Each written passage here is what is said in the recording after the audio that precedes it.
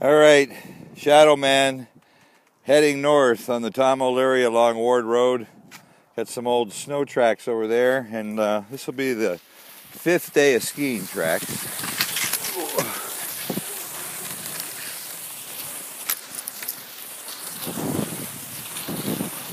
All right, Shadow Man happy? Yes, he is.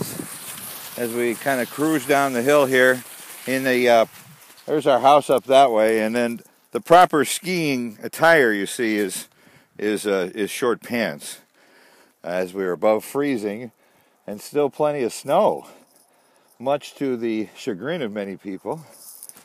But hey, you can't fight Mother Nature, so if you can enjoy her, why not?